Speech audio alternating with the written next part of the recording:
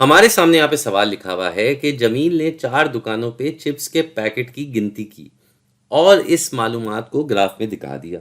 तो ये हमारे सामने ग्राफ है और यहाँ पे हम देख सकते हैं 4 दुकानों के नाम लिखे हुए हैं, Azeem supermarket, Naseem medicos, Ali store और कहकशां केमिस्ट।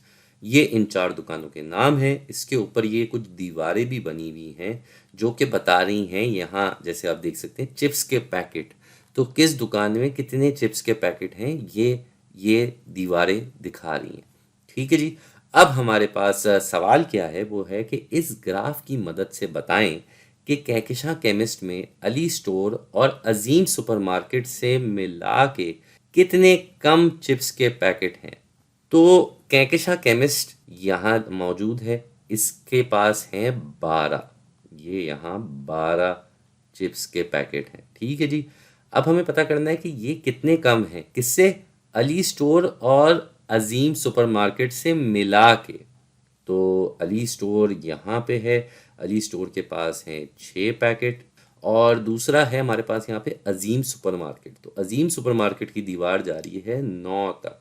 तो इनके मिला के इसका मतलब है कि हमें 6 और 9 को आपस में जमा करना है। ठीक है जी।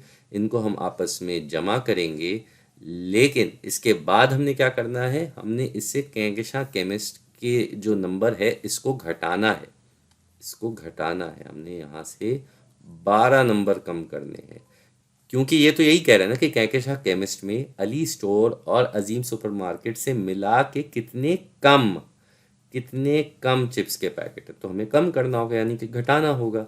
तो इसमें क्या हो जाएगा भाई, ये हमारे पास 6 और 9 जमा होके 15 हो जाएंगे और इससे हमें घटाना होगा 12 को, इससे हमें घटाना होगा 12 को, जिसके बाद हमारा जवाब आ जाएगा 3।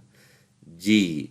तो कहकशां केमिस्ट में अली स्टोर और अजीम सुपरमार्केट से मिला के 3 चिप्स के पैकेट कम है, तो यहाँ हमारा जवाब हो जाएगा 3।